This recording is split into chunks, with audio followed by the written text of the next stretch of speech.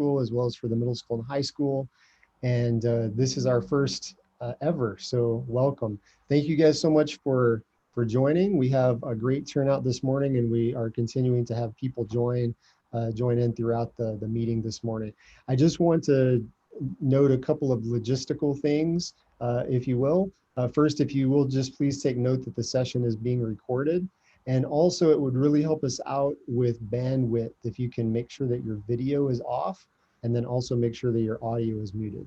That will help us with the bandwidth and make sure that we don't have any audio feedback. So if you go ahead and turn your videos off, please, that will be great. So as I said, this is a series that will be ongoing. So we want to ask you to please plan to join our future principal town halls. Every 2 to 3 months we'll be doing these, and the content's going to be different. So the first one today, I'm going to just share a little bit about myself.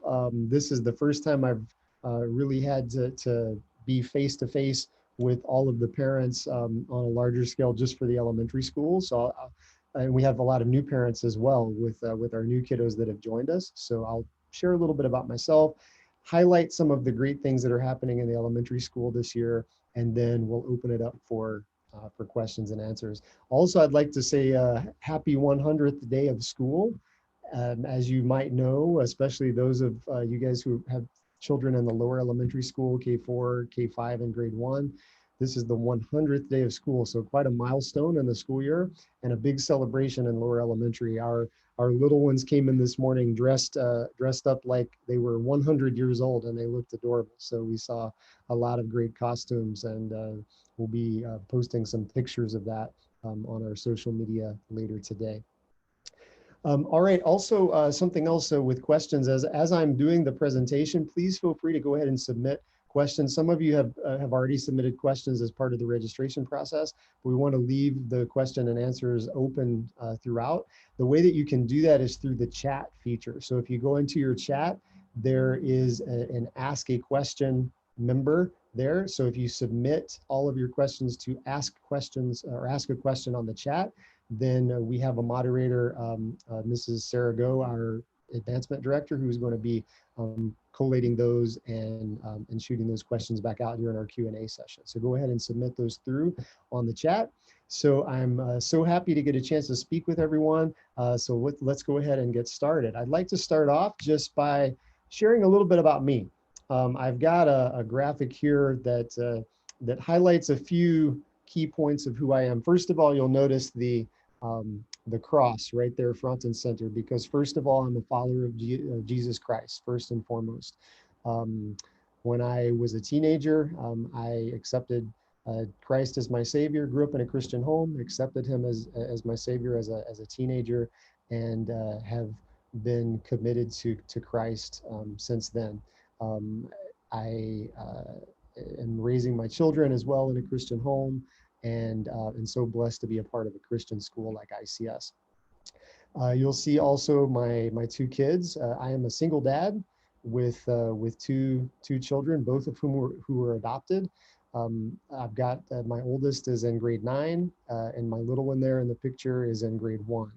And so we're very happy to be a part of the ICS community. Both of them are just flourishing here at ICS, and definitely was the right decision to move the girls and myself here to be a part of this community.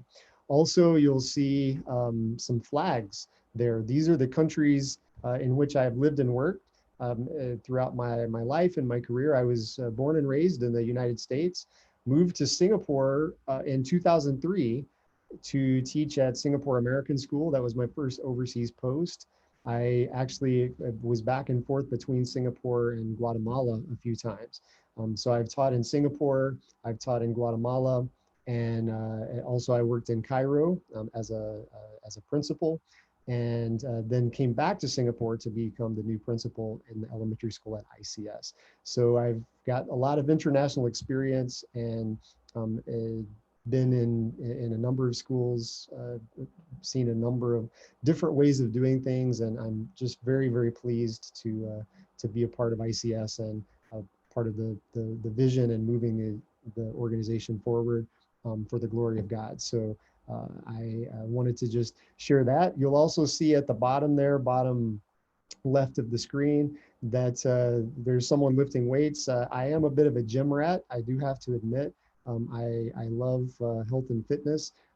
You'll also see education there in the center, because I am a principal, but I'm a teacher at heart. I have a number of years of experience in the classroom, and that really informs the decisions that I make as a principal to improve teaching and learning and improve the school in general for our students, our parents, our teachers, our staff, because I am a teacher at heart. And if there are three things that I could talk about for a long time, other than my kids, it would be Jesus, education, and health and fitness. So I won't bore you with a lot of health and fitness things, but I did want to point that out as part of who I am. I'm also a musician, a singer. I play the piano and I sing. I worked as a worship leader in many of the churches where I have lived, or many of the countries and the churches that I've attended around the world. And looking forward to getting plugged back into that here in Singapore as well, now that we're able to start slowly moving back into face-to-face worship at church. And you may have heard this from your kids. If you notice in the top right-hand corner, the Star Wars poster, I am a self-proclaimed Star Wars nerd. I love Star Wars. It's what I have as decorations in my office at school. And if you came to my house, you'd see that my bookshelf is full of Star Wars novels and videos. And so I am quite a Star Wars fan. Love to connect with the kids in that way as well. So that's just a little bit about me. I want to now highlight some great things that have been happening in the elementary school since even before I arrived, but some things that we've really been focusing on this school year with the new leadership team that we have in place. So these are some of the highlights that I will be talking about. We'll talk about the new ELA curriculum, some of our new reading assessments that we are implementing, our Bible curriculum research year. We'll talk about ELL and learning support and some changes that we've made this year with that to better support kids. We'll talk about speech therapy services at ICS. That's something new that we're very excited about. We'll share some map test results and how we compare overall worldwide as a school. And then I want to talk about service learning as well and some of the great things that are happening there. So first of all, our new ELA curriculum that we're implementing this year is by HMH. It's called Into Reading. And one of the things that I love about this, now I do have quite a background in literacy development and instruction. That is one of my specialties, and one of the reasons that I feel like this is a good fit for me as a school, as the principal, because in looking at this curriculum, I see that the balanced literacy approach to instruction is very much evident in this curriculum. Often with sort of boxed curricula, when it comes to English and language arts, there is just sort of this one size fits all mentality. And but that's not the case with the Into Reading program. It's very much balanced. So there's a lot of listening to reading, a lot of independent reading by the students, a lot of just learning how to read and the foundational pieces. There's a writing component. There is a lot of writing across different genres, reading different genres. There's a very excellent balanced approach to it, which is very research based. The new curriculum also provides consistency across the elementary classrooms. So as students progress from grade to grade, they're aligned and they're building those skills.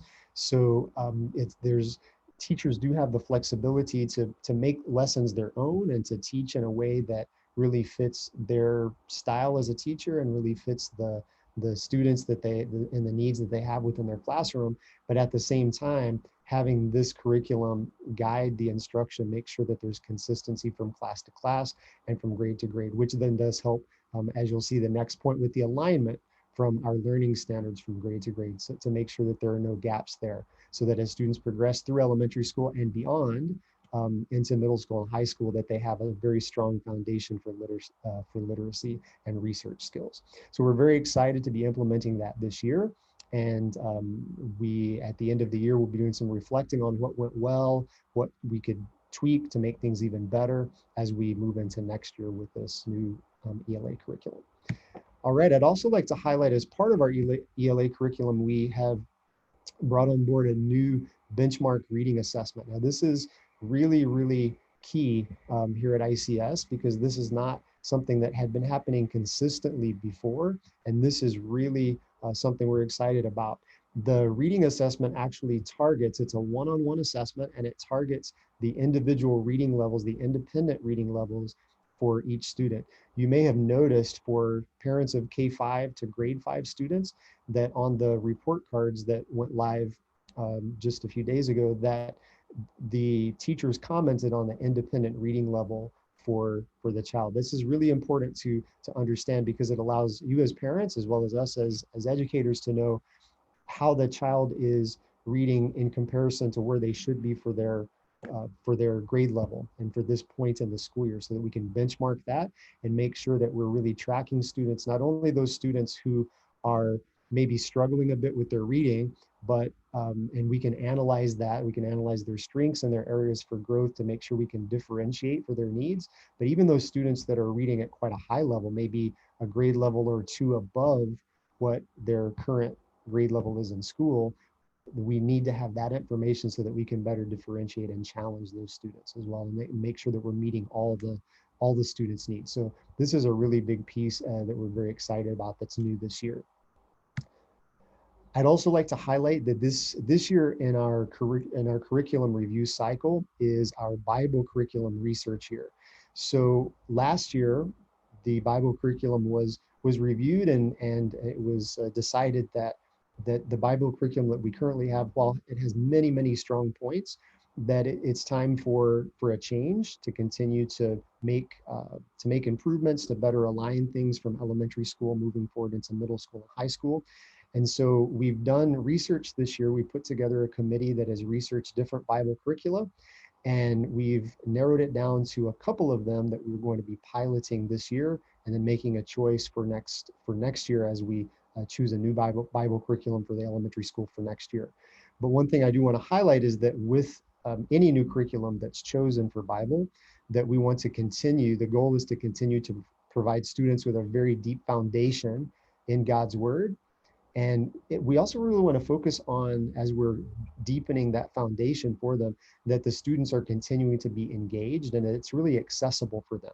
Sometimes curricula have a lot of great content, but for learners at whatever developmental stage that they might be, the curriculum is not very engaging or accessible for them. So we're really looking at that. Also, we want to make sure that that curriculum aligns well with middle school and high school Bible curricula, so that as students progress through the school, that they have that strong foundation and they can build on that in a way that makes sense and that's aligned. One thing that we're really excited about in the new curriculum that we're researching this year to begin implementing for next year, is that we're finding some that have very strong critical thinking and apologetics components to them. Apologetics is being able to really understand and explain and defend one's faith.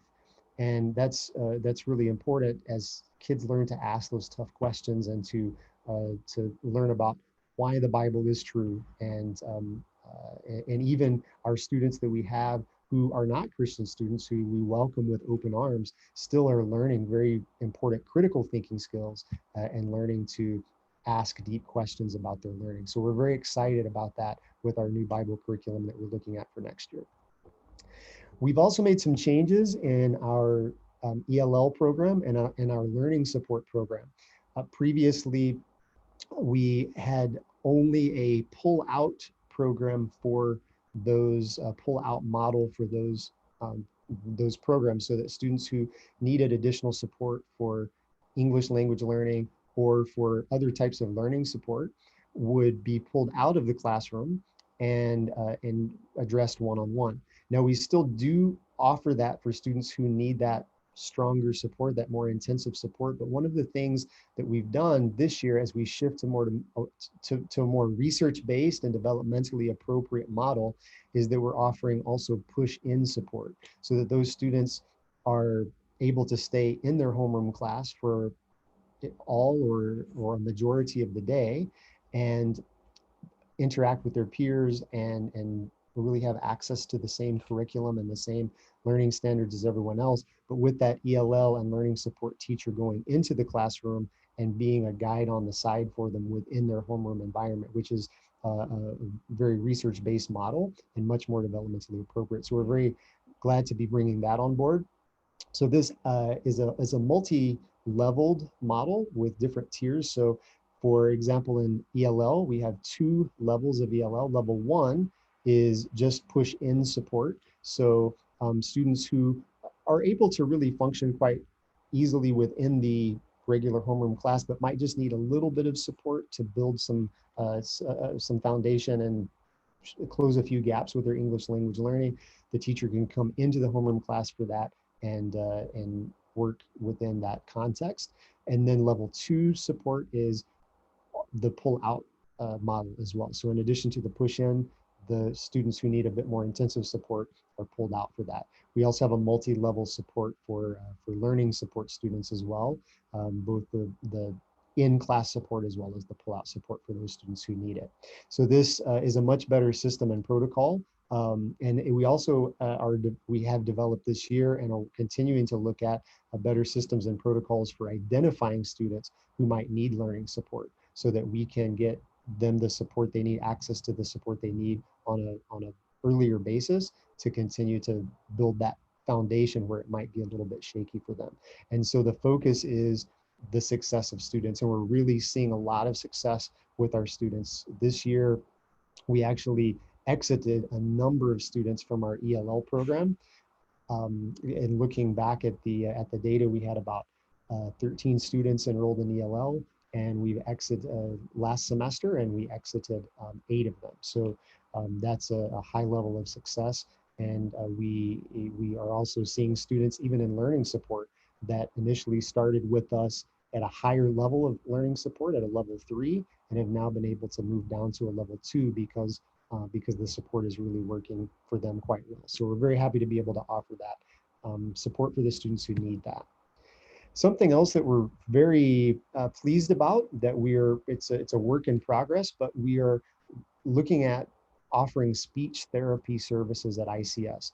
So we might have some students who might not need ELL support or might not need learning support, or maybe some of those students who are in those programs, but that could benefit from additional speech therapy service, maybe articulation issues, maybe just expressive language type support that they might need. And so we are coordinating with, actually immediately after this, I've got a follow-up meeting with a speech therapist that we are liaising with, who is going to be coming on to campus as an outside vendor. So she would be coming to us as someone with a number of years of experience and a very high success rate with her clients in speech therapy. And she would be coming on as an outside vendor. We are still working out details as far as how many days a week and what the schedule would be. But for students who might be, or parents who might be interested in that for their child, or students who might be identified as needing that, we would be able to have that speech therapist on site here at the school. Because the speech therapist is an outside vendor, there's no billing at all from the school whatsoever. The billing would just be direct from the speech therapist to the families of the students that would be enrolled in the program. And the benefit of having this person on campus is rather than having to after school hours or on the weekends take your child downtown or wherever it might be for these additional support services, it would be able to happen right here on campus. And then being on campus, there's more direct collaboration with our teachers about the students' needs, so that the speech therapist would be able to better align the support that she's giving to the students with what the students need to be successful in the classroom.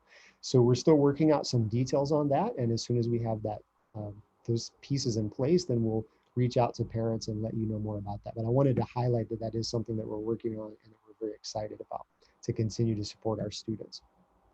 This is something else that I really want to celebrate, is our MAP test results. You guys now have access on PowerSchool to your child's individual MAP test results. And if you have some questions that come up later in our Q&A about MAP, I'll be happy to answer those. But I do want to highlight how ICS compares worldwide. There are 140 plus countries around the world where students take MAP test in international schools and public schools in the US and Canada. Um, all around the world, this is a very well-recognized, standardized external test to measure students' progress and growth. And in looking at how we compare with the worldwide grade level average, we're doing extremely well as an elementary school.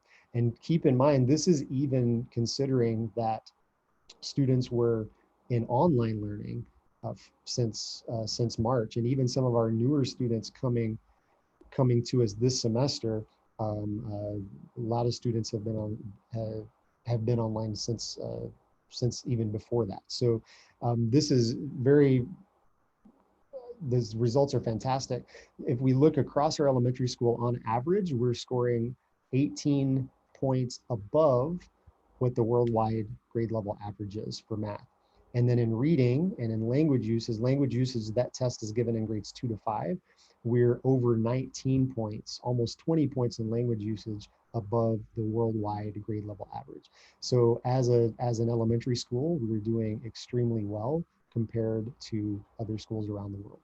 So I definitely want to highlight that. So this is something that is just near and dear to my heart, and that's our service learning program. This is something that as a school in general, as a whole, across the school, we're continuing to look at ways we can make this even better, take something that's already quite strong and continue to improve it, but especially in the elementary school with our young learners. It's so important that they learn to have a servant's heart, to get out into the community, both locally as well as globally when possible, to serve others and to really give of themselves to make the world a better place. And so some things that I'd like to highlight is that starting from the very beginning of the year, we began to unpack with our students during our chapel sessions what it means to have a servant's heart. I actually hosted the first chapel session for all of our elementary students, and we did some activities, some collaborative activities to have them actually come up with their own definition of what it means to have a servant's heart and highlight some characteristics of what someone with a servant's heart would demonstrate. And then based on those, we've been having different service learning chapel sessions that have highlighted different things. So our first one was a servant heart bingo. So a lot of you might remember this, where the students came home with a little bingo sheet, and they had different things they could choose, different ways they could serve both at home, in their condo or in their neighborhood. Even further outside of that, we had some students that helped to deliver food to some of the migrant worker dormitories as part of the Servant Heart Bingo. A number of different things that happen both at home and then outside during the Servant Heart Bingo activity. And then some other service learning chapels that we've had, and the projects that have stemmed from them are thank you notes to the ICS community. I'm going to just wait a moment. That's our bell. So wait till that finishes up.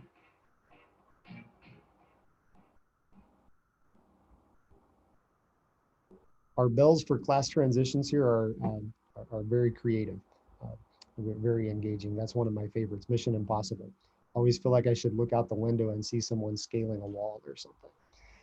Okay, so one of the projects that the students did was writing thank you notes to different members of the ICS community. I actually have on my wall, on the door of my office, a number of thank you notes that students wrote to me, thanking them for being the principal and for just taking care of them and leading the school and taking care of the teachers. But they wrote to a lot of people around the school. They wrote to our maintenance staff and our cleaning staff, our office staff, school directors, other teachers, just writing thank you notes and expressing their gratitude for the things that these people do. So it was a really important and powerful project for them to be able to just say thank you. Something else that we did that was really special was that the students made Christmas cards for the elderly who live in the Clementi neighborhood. So we partnered with a church And the church actually delivered the Christmas cards. So you can see that in the picture, one of the ladies that's reading one of the cards that the students made. But just being able to reach out to them, because during COVID, our elderly members of the community, unfortunately, have been really impacted by the circuit breaker when everything was locked down, and even now, when we're still trying to be very cautious about movement and interaction. Often our elderly are ones who are quite isolated and lonely. And so, especially during the holiday season, we wanted to just reach out to them and let them know we love you, we care about you, and we want to wish you a Merry Christmas. And so the students made some really, really great Christmas cards for them. And then another project that we did when the students were learning about the idea of humility is keeping our campus clean. So they actually work to do many of the jobs that some of our maintenance and cleaning staff do. So you can see some students here wiping down the playground. Students actually went to um, each other's classrooms and helped to clean windows and clean doors and pick up trash and some things like that, to just understand how important it is that we take ownership for our campus. We humble ourselves. We serve and do what we can to keep our campus clean. So these are just a few of the things that we've done with service learning. Something else coming up in a couple of months, about a month and a half, is our Spiritual Emphasis Week, which will be happening in March for our elementary school. And we're very excited about this. The theme of the week is going to be a camp type theme. It's going to be Camp Abide, ABIDE, and each of those letters of abide, it's an acrostic that spells out different pieces of what it means to connect with the Lord and what it means to have a servant's heart. And it'll be a camp type theme with stations, so the students will rotate to different campfire stories. We'll have guest speakers coming on to talk to them during that time. They'll be partnering with some of the high school students that are also doing what we call Week Without Walls, and they'll be that will be on campus doing their Week Without Walls projects. We'll be partnering with them to do some activities as well, and it will last the entire week. So we're very excited about that, and just the way that our service learning program is growing and developing, and the amazing things and the character that's being built in our students because of that. All right, so those are my highlights um, for the elementary school. I could probably go on and on and on about many things that are happening, but I want to make sure that I devote most of the time of our principal's town hall to our questions, because I know we have a lot of great questions coming in from parents. So I'd like to open it up to Mrs. Sarah Go. She is our advancement director. She's going to be our moderator, and she will be coming on now um, to present the questions that have been coming in. So Mrs. Go, I will turn it over to you. Thank you so much for that informative presentation, Mr. Kershner. For those of you who don't know me or recognize me, I'm the lady that greets your kids every morning and send them back in the during dismissal time. Um, I will be assisting Mr. Kershner today by moderating the live Q&A portion of today's meeting. So thank you so much for submitting your questions in advance and through the live chat. Feel free to continue to send your questions our way during this next portion of the meeting. So here we go. We have a good bunch of questions coming in, and oh, Mr. Kershner, you would like this one. Very important question. Which Star Wars character do you identify with? That is a great one. I'm glad we're starting off with that. That's a tough one. I have to say that I probably lean more toward Han Solo a bit. He's one of my favorites, I think. A little bit roguish, but he's really a good guy. And yeah, I really, really like Han Solo. But I got a little Luke Skywalker in me as well, because he's kind of a dreamer. He likes to look to the future and see, you know, what could the future be? How can we make things better? So I have some Luke Skywalker in me also. Well done. Well done. So the next question, will there be a parent-teacher meeting? And how can we get feedback from teachers about how our children are doing or if they need additional support? And will there be PTMs on a regular basis? Okay, yeah, that's a great question. So for the first semester, we had at the beginning of the year, we had a parent-teacher conference. that was really focused on after we had done baseline assessments it, and teachers had established what students' strengths are, what their areas of growth were. They set goals for them and they met with the parents about that. Now that report cards are in, we are looking at doing some changes. This would happen next year, doing some changes to the calendar so that we offer more times for teachers to meet with parents on a more formal basis, such as what happened during the first semester. This semester, um, you are, and moving forward into next year, parents are always welcome to contact teachers on Schoology with any questions that you have. We also encourage you to look at Power School and the things that are being posted there. With our MAP scores that just came out, I'm sure that you have a lot of questions about MAP specifically and what that means for your child and the things that are going to be put in place to help your child to grow. Please do feel free always to reach out to teachers and contact them on Schoology.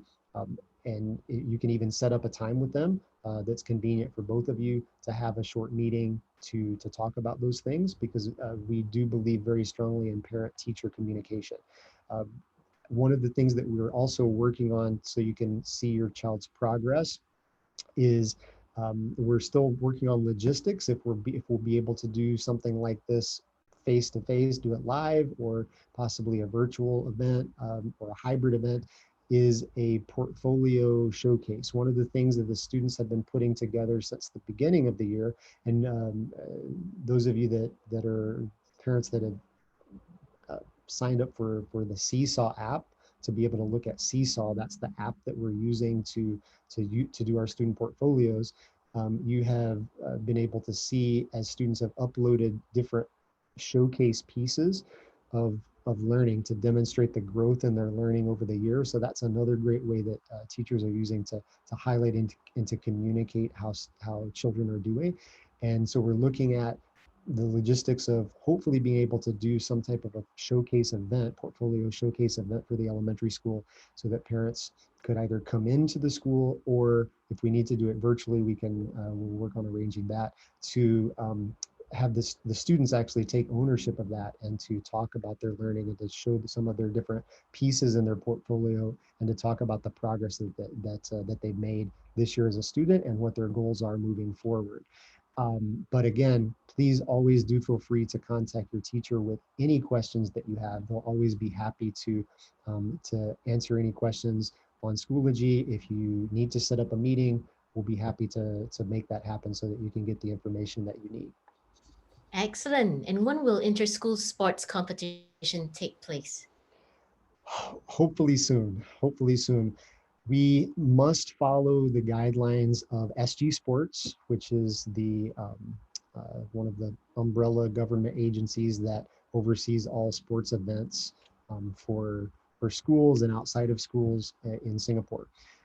They are beginning to open up a little bit with certain sports for our secondary students, for our older students. Right now in elementary school this year, it is unfortunately not looking like inter-school sports is going to open up per the guidelines of SG Sports this school year. Hopefully that will happen soon. As soon as we're able to do that, then we will definitely let our parents and our teachers know when our elementary students will be able to begin doing some competitions and matches between schools. And talking about sports, what kind of sports activities are the kids currently doing in school, indoor and outdoor? Right. So we are very happy to have Real Madrid, our soccer outside soccer coaches that come in on Saturdays. That is back in action. And so if you are interested in that, you can contact Mr. Jeff Wood, who is our athletics director, to get more information about that.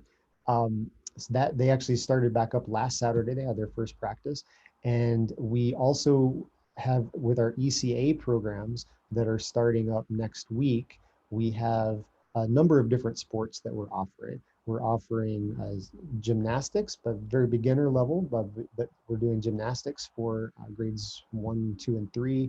We have basketball, we have soccer, we even have Foursquare. I was actually surprised when I moved to ICS, how much the kids love Foursquare. I had not ever played Foursquare since I was an elementary school student myself, but kids love Foursquare here. So we actually are offering a Foursquare ECA. Right now, because we're not able to do inter-school sports, we are just setting up little matches as part of those ECAs. The students that are from ICS that are enrolled in those ECAs will do little matches between each other. But those are the sports that we currently have for elementary school. Well, thank you. And is the school looking into developing a stronger science curricular base at the elementary level? Science, yes. So stronger curricular base in science. So I just want to, do want to unpack that question a little bit.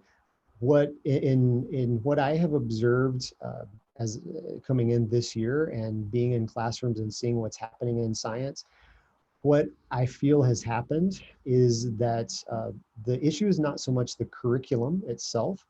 The curriculum that we have developed is based on the next generation science standards.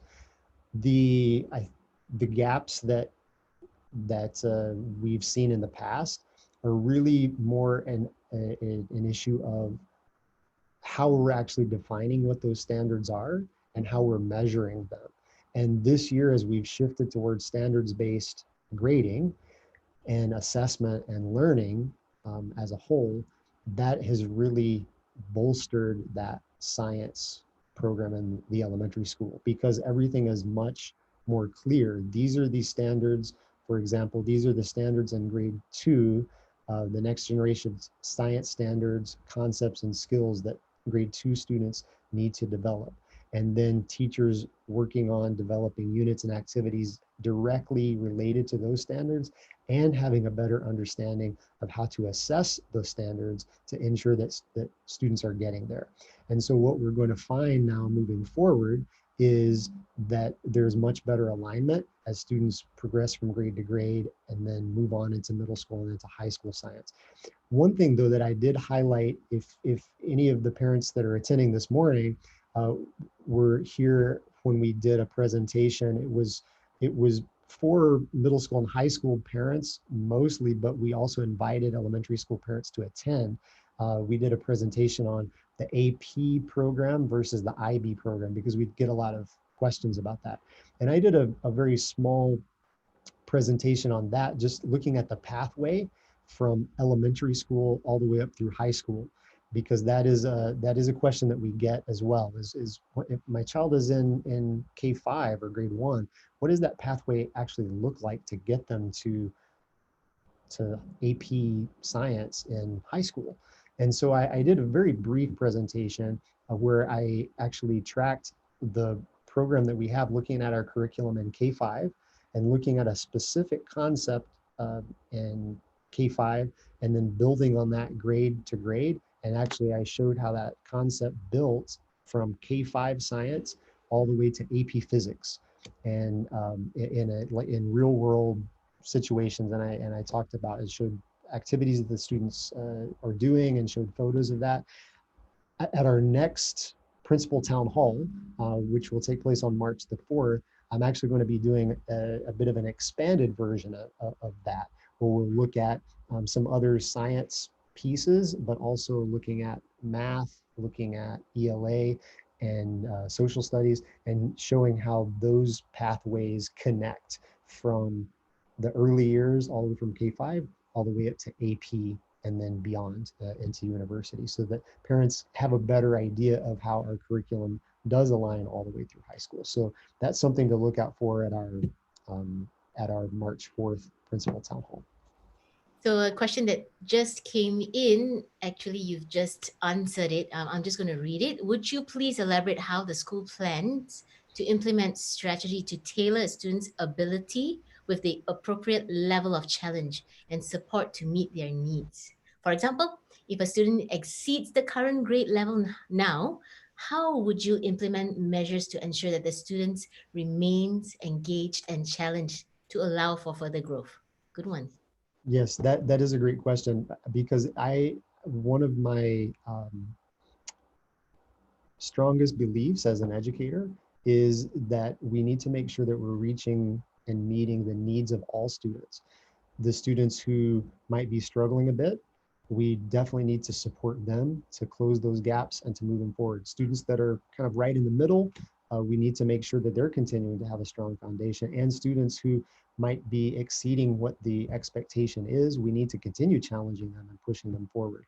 So these are some practical things that we're doing. First of all, we actually, this is a very timely question because we are actually currently working with teachers on this. The past few weeks since we have gotten our MAP test results, we have been unpacking those and analyzing that data as a whole school and looking at where each of our students are, where their areas for growth are, and interventions that we can put in place to meet the needs of all the students, including those students who are very high achieving students and are working quite a bit above what the expected level is at their current grade level. And so teachers within the classroom, some of the interventions that they're doing is doing a lot of small group work.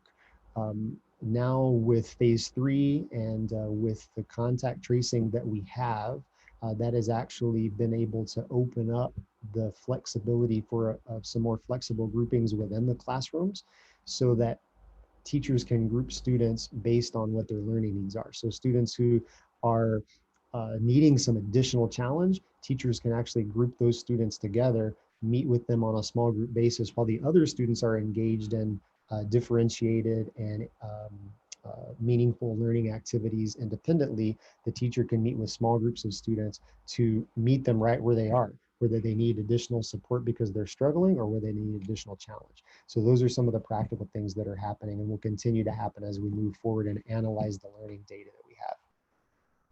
So apart from academic, which is a great segue, what is the process to build a child's social emotional capability? More to celebrate each child for their uniqueness and their differences, whether culturally, emotionally, or intellectually. Very good, very good. Well, first of all, that comes, I feel, from just our Christian foundation as a school, and just how we teach students, we embed it into the curriculum, how to look at not only our curriculum, but just look at one another through God's eyes and to see the uniqueness and the special characteristics that each one of us has and to appreciate and celebrate those.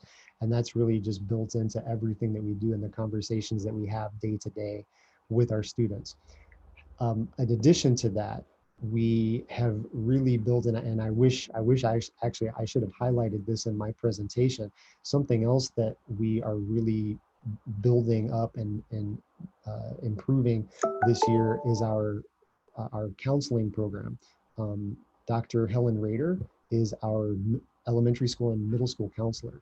And she was our learning support teacher last year, and then she shifted into the counseling role. And she's been doing a phenomenal job of going into classrooms. And she actually has a curriculum that she follows that when she goes into classrooms and works with students um, on activities that really help them to develop those social emotional skills and to develop empathy and to develop strategies to just be more kind and accepting of one another. And she also meets with students who just need some additional TLC, who just need some additional attention and support. She'll meet with them one-on-one, or she'll sometimes meet with them in small groups with some of their friends, just to continue to work on those social emotional skills, because that is something that must be in place. It's not all about the academics. We, of course, want our students to achieve academically, but we want them to, most importantly, just be um, good good people, good humans, to be loving and kind and caring and empathetic. And that's something that we're really focusing on through our counseling program as well. Okay. Next question. It's a good one. When do we start to re-enroll our children for the next school year? Yes, so that starts on February 1st. The enrollment contacts are going to be sent out on February 1st through email. And then we ask that you sign the digital contract as soon as possible, so that you can secure your child's seats for the next school year. But that process begins February 1st. Those will be emailed out on February 1st. So Are be on there the lookout. plans? Are there plans to expand the number of students in the secondary school? Ah, yes, yes, we definitely are looking at trends for growth. When we look at the students that we have, the cohort that we have in elementary school, we are looking at if this cohort of elementary students stays with us. So the students, for example, now that are in grade 3, grade 4, grade 5, moving forward, if those students stay with us at ICS moving forward, then that really changes the landscape of our of what our secondary school looks like, or what our middle school and high school looks like, because we are constantly, the trends that we're seeing is are that we're really growing a lot, um, year by year in our lower grades, continuing to bring in new students, which is great. And as we are continue to make improvements in the school and aligning curriculum and shifting things to standards based, that really focus on student learning and growth, and focusing on high achievement, in addition to the great achievement that has already happened, continuing to just build on that. We are wanting to see these cohorts stay with us through the middle school and high school years and on to graduation. But one thing that is important to note is that, yes, while we do want to grow as a school, we never want to compromise who we are as a school. We never want to compromise that community feel, because that is something that really does make us special and makes us stand out, in the international school landscape here in Singapore, is that sense of community, that sense of belonging. So even as the middle school and high school continues to grow year by year, we still are going to be focusing on that caring community, which is one of our core values, the caring community. And that's something that we're always going to hold firmly to, even as the school continues to grow. Let's put the attention on the teachers for a moment. There's a great question about teacher turnover. It's common in international school settings to find some teacher turnover due to the transitory nature of expat living. So, how does ICS maintain high quality teaching despite these challenges? Yes, that a great question, and that is a challenge, in all international schools. Having a number of years of experience as an international school teacher, I've seen that. And one thing that as we look at teachers that are moving on, for example, at the end of this school year, most of our teachers who are moving on have been here for a number of years. And that tends to be the case historically as well. We have very few teachers who come here and they're here for only a year or two and then they head off. Usually teachers come and they stay because it's such a great place to be, which does provide a lot of great consistency in just continuing that high quality of education. But teachers do in the international school circuit, it is common, as you said, for there to be some turnover year by year. And so one of the things that we want to make sure that is in place, and that we are, and I've alluded to this already, is the expectations and what the standards are. So when we look at our curriculum itself, clearly defining what those standards are, writing targeted units of instruction that are focused on those standards, and then creating assessments to evaluate students' learning and to ensure that they're meeting those standards. And those pieces that are in place then ensure that when new teachers come on board and we onboard them and train them on what those standards are, and we train them in the curriculum that we have, that ensures that there are not any gaps there. So one thing that I have seen in other international schools where I have worked, where this is not as clearly defined, is that there can be what we call a suitcase curriculum. So one teacher comes in, brings his or her suitcase, and they kind of, they have this one, unit or a certain topic they really like, and they teach that while they're there. And then they leave, and another teacher comes in and brings their suitcase with them with a different type of curriculum, and there's just not consistency. But we're ensuring that that doesn't happen here by clearly defining what the standards and the expectations are for our students and for teachers. And then another piece of that is through our hiring process. So we're very selective in our hiring process, making sure that the teachers that we bring on board to replace teachers who are moving on, and we're making sure that those teachers are highly qualified and have experience and really understand the teaching and learning process and understand how to engage students and to move their learning forward. Excellent. We have some housekeeping questions. Um, do the K4 students have a report card on PowerSchool? Yes, they do. All of our students starting in K4 have a standards-based report card. And so if you are having trouble finding that on PowerSchool, then please do reach out directly to, excuse me, directly to your homeroom teacher for any grade level. If you have any questions about just finding and accessing the report card, or if you have specific questions about your child's progress. But yes, K4 does have a report card there. And how are the iPads being utilized in the classroom? Yes, when I go into classrooms, I see teachers utilizing iPads in a lot of creative ways. For example, in our IDD class, in um, inquiry and digital design, the instruction that's happening there, we have students using iPads for practicing coding, for doing coding for Lego robots, a number of different things.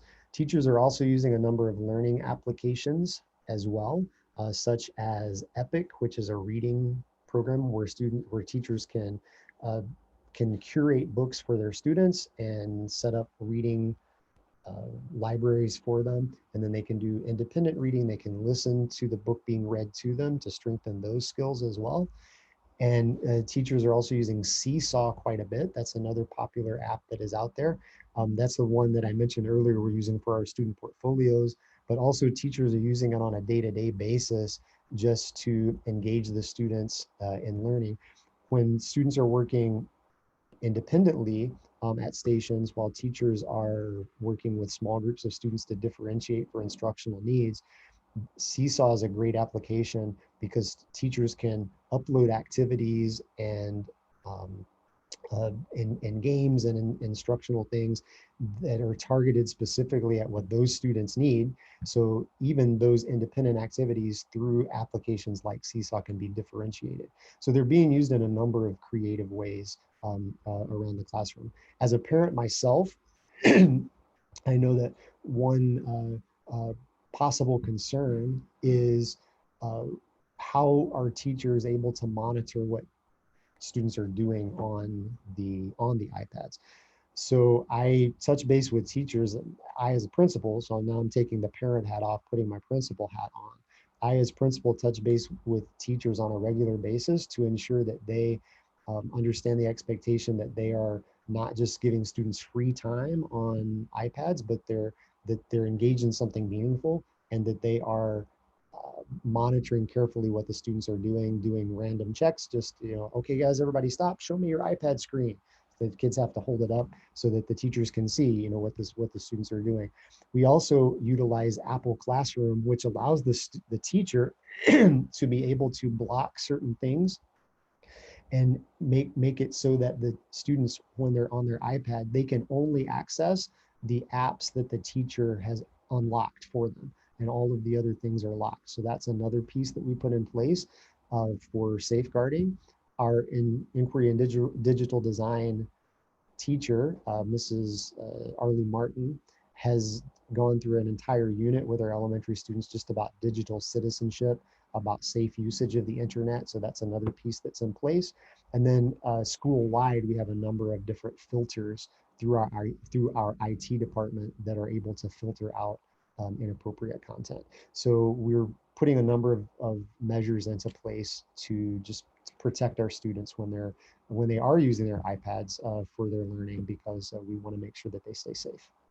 Excellent. And how do our students get access to library books? Yes, library.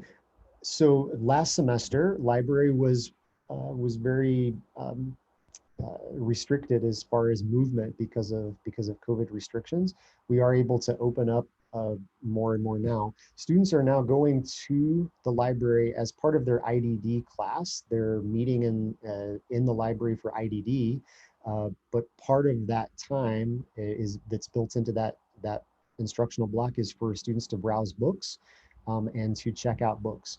So on a regular basis, they're able to do that um, when they go to IDD class.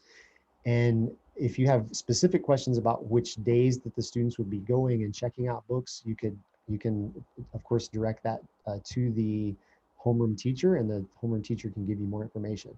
Also, if you would like to reach out to our librarian, Miss Chelsea Larson, I encourage you to do that.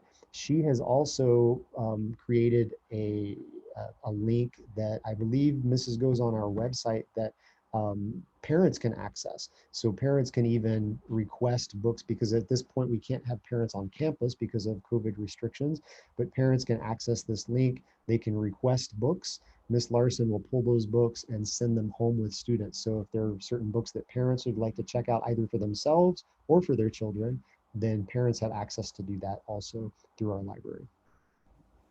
All right, take a breather, Mr. K. We have one last question before we end today. In phase three, how should we be expecting this year's field trips for kids?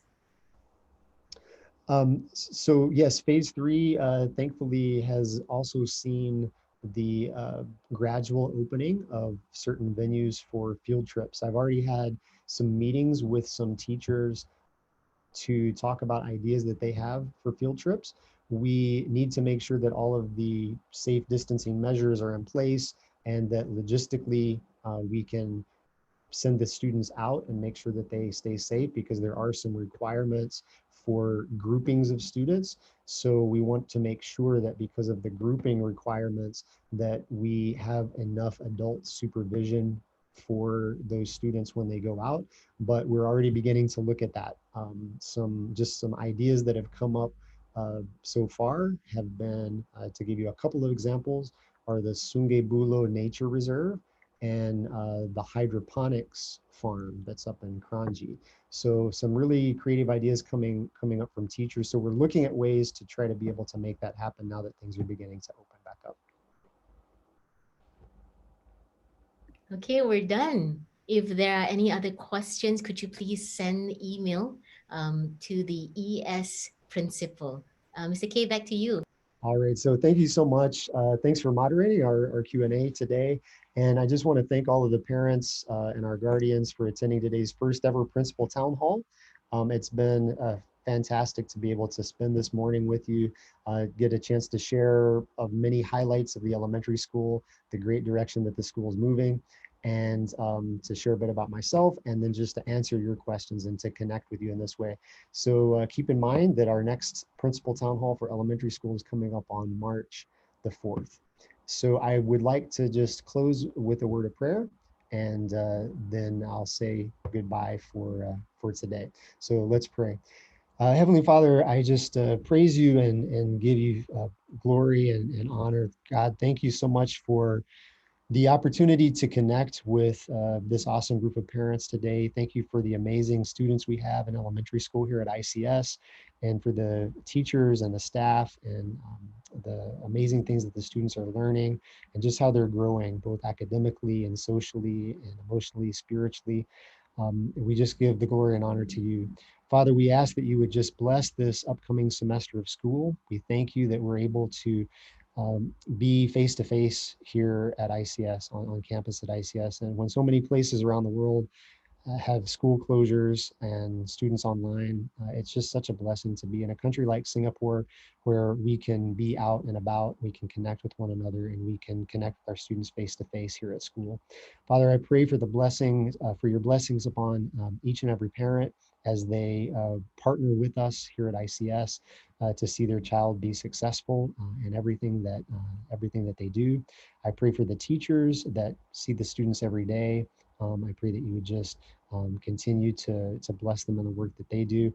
And I pray for our students that you would just continue to protect them, keep them safe and healthy, and just help them to grow both physically, in their health, and academically, and spiritually as they experience your love and your grace. In the name of Jesus, we pray. Amen. All right. Thank you so much, parents. We'll see you at the next town hall on March 4th. Have a great day.